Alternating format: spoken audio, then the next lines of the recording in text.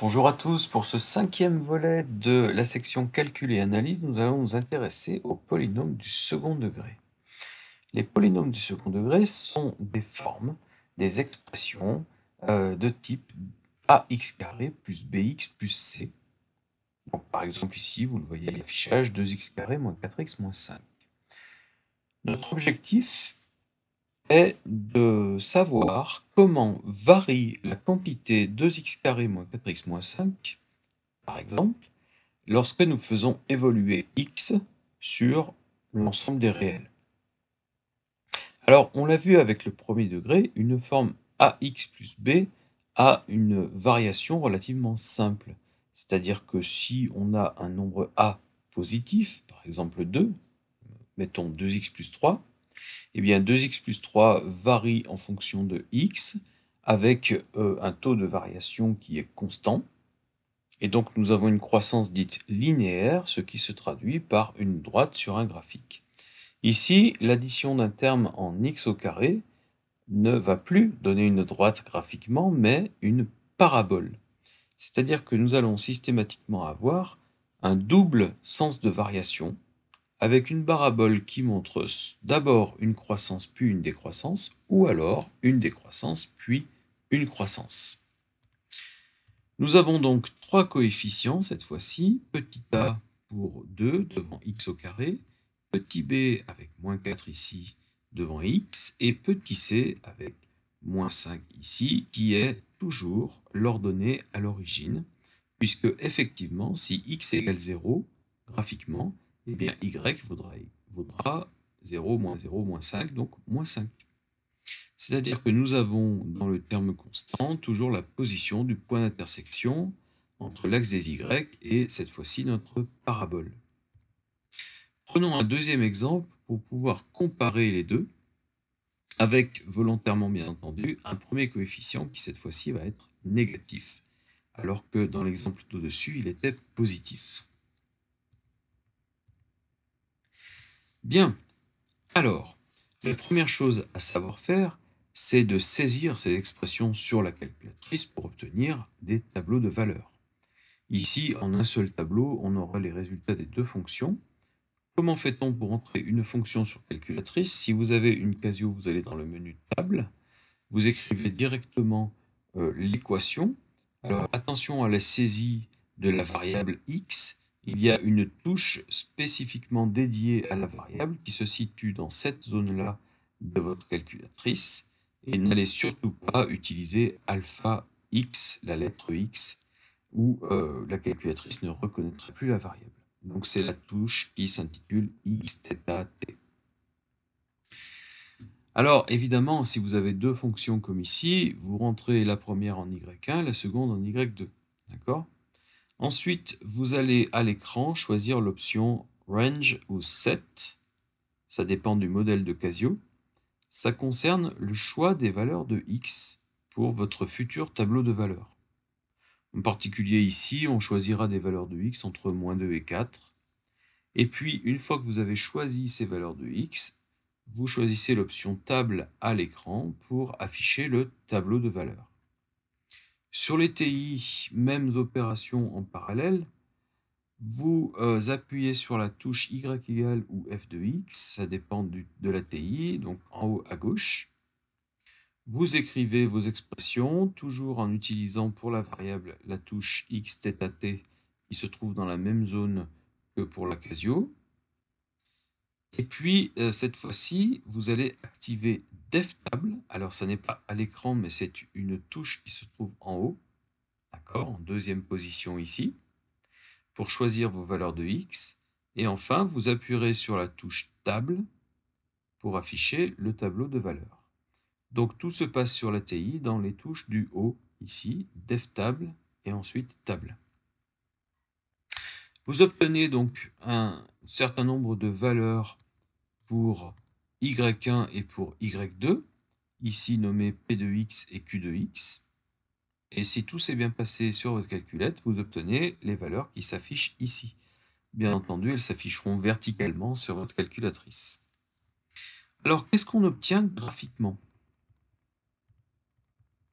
On obtient une série de points pour la première expression qui va nous montrer effectivement une parabole, et puis une deuxième série de points pour la deuxième expression pour nous montrer une autre parabole. Les deux paraboles sont orientées dans des sens opposés. D'accord ? La première parabole possède un minimum, donc un sommet bas, et la deuxième parabole possède un sommet haut. Le minimum étant la valeur la plus basse obtenue, donc ne pas confondre, c'est ce que j'ai failli faire à l'oral, le sommet qui est le point le plus bas sur le graphique et le minimum qui est l'ordonnée de ce point. Et puis, donc c'est valable sur chaque courbe. Alors, une première question qu'on peut se poser, c'est pourquoi est-ce que les paraboles s'orientent différemment entre la fonction P et la fonction Q? À quoi est-ce que c'est lié par rapport au coefficient qu'on a sous les yeux au départ?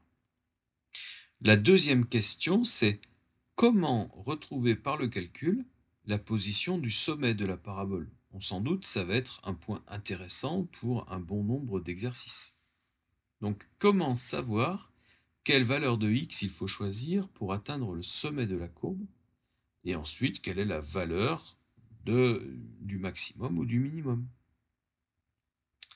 Donc, deux premières choses, quelle est l'orientation de la courbe et comment positionner le sommet? Une troisième chose qui va être importante pour nous, c'est est-ce que la courbe croise l'axe des x? Alors ici, pour les deux courbes, c'est le cas. Et si oui, à quel endroit?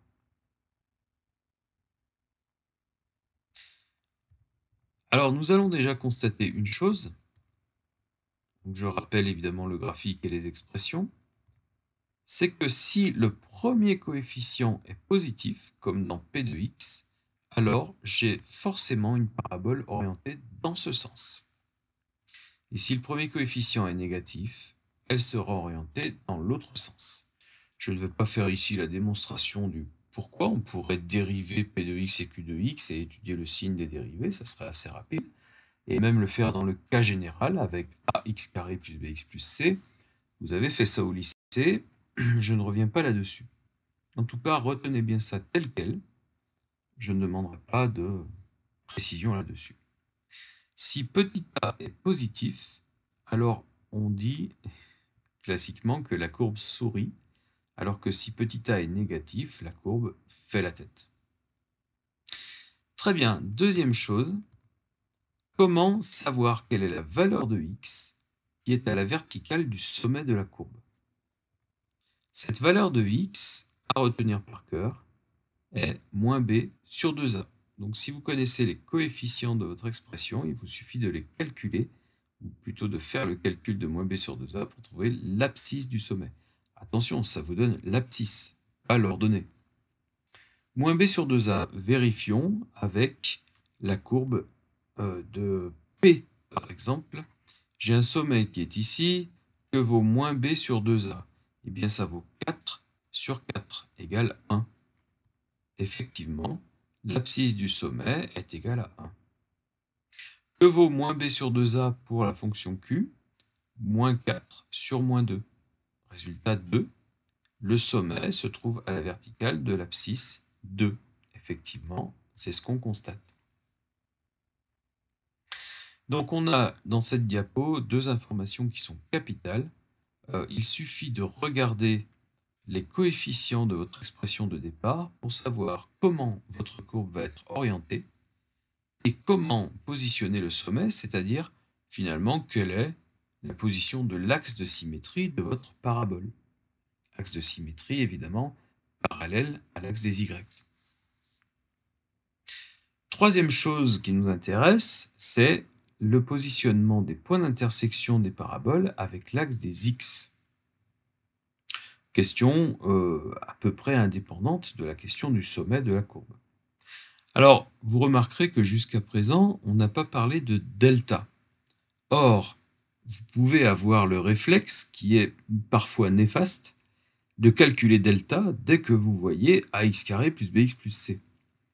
Bien non, on calcule delta si on veut connaître les positions des points d'intersection de la courbe avec l'axe des x, uniquement dans ce but-là. lorsqu'on veut résoudre donc une équation du second degré de type ax carré plus bx plus c égale 0. Je veux que y soit égal à 0. C'est un cas qui n'est pas si fréquent que ça, mais effectivement, si on se pose cette question, alors on va calculer le discriminant, qui vaut donc bien sûr b carré moins 4ac, de l'expression qu'on a au départ. Si ce discriminant est strictement négatif, alors l'équation n'admet pas de solution. Et ce que ça voudra dire pour votre parabole, c'est qu'elle ne croise pas l'axe des x. Si delta est positif ou nul, l'équation admet deux solutions qui sont déterminées par la formule double ici avec un plus ou moins. D'accord? Donc moins b plus ou moins racine de delta sur 2a. Bien évidemment, si delta est égal à 0, les deux calculs vous donneront le même résultat, moins b sur 2a. On parle donc de racine double. Donc une valeur de x qui est identique dans les deux cas, qui conduit à y égale 0, donc ax carré plus bx plus c égale 0.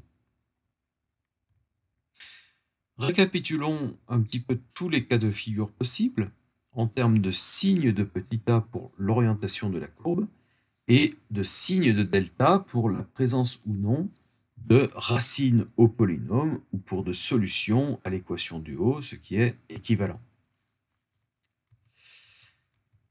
On va représenter deux cas de figure différents, le premier pour petit a négatif, le second pour petit a positif. On se souviendra que si petit a est négatif, on a une orientation en une bouche qui fait la moue, si vous préférez, donc croissance puis décroissance. Si vous avez une parabole qui croise l'axe des x, c'est que vous avez deux racines pour votre polynôme. Il y a deux valeurs de x qui font que y est égal à 0. Les racines qu'on peut calculer avec la formule encadrée. Si vous avez une parabole dont le sommet est sur l'axe des x, vous avez un cas limite où la racine est unique, c'est-à-dire que les deux racines se sont concentrées en un seul point, donc la fameuse racine double qui correspond au delta égale 0. Et enfin, si delta est strictement négatif, vous avez une parabole qui ne croise pas l'axe des x. Il n'en reste pas moins que pour les trois paraboles que j'ai tracées, j'ai un axe de symétrie qui est identique et qui se trouvera à l'abscisse moins b sur 2a. Que delta soit positif, nul ou négatif, l'abscisse du sommet vaudra toujours moins b sur 2a. Alors tout ça va être vrai également pour petit a positif, mais avec des courbes orientées dans l'autre sens. Donc j'ai le même schéma, mais inversé.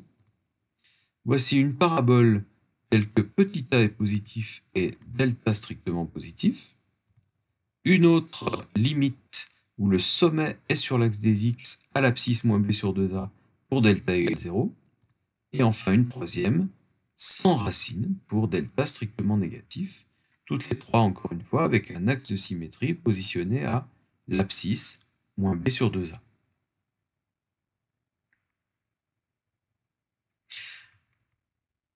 On peut conclure enfin par une remarque générale qui est valable pour les 6 courbes qui apparaissent au-dessus. Si vous regardez bien, sans lire encore ce qui est dans l'encadré, les deux schémas, vous pouvez constater que si petit a est négatif, dans les différents cas de figure, y est presque partout négatif. C'est-à-dire qu'on est principalement sous l'axe des x. Et pour petit a négatif, on est presque toujours au-dessus de l'axe des x. Donc en fait, y qui vaut ax carré plus bx plus c, il est presque toujours du même signe que petit a. Du coup, on peut citer cette phrase qui dit que p de x égale ax carré plus bx plus c est du signe de petit a pour tout réel x, sauf si x est pris entre les racines, si toutefois elles existent.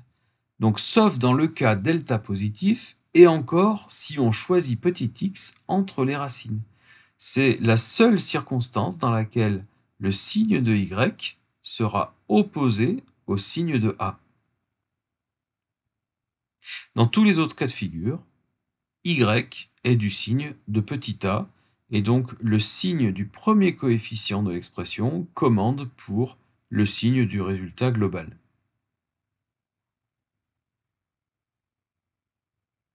Voilà, dans une prochaine vidéo, nous verrons évidemment des exercices. Alors, récapitulons ici pour les exemples précédents le problème des racines, mais nous nous en tiendrons sur cette vidéo aux deux exemples qui ont déjà été cités. Alors, si je prends p de x, 2x carré moins 4x moins 5 et que je calcule delta, b carré moins 4ac, 16 moins 4 fois 2 fois moins 5.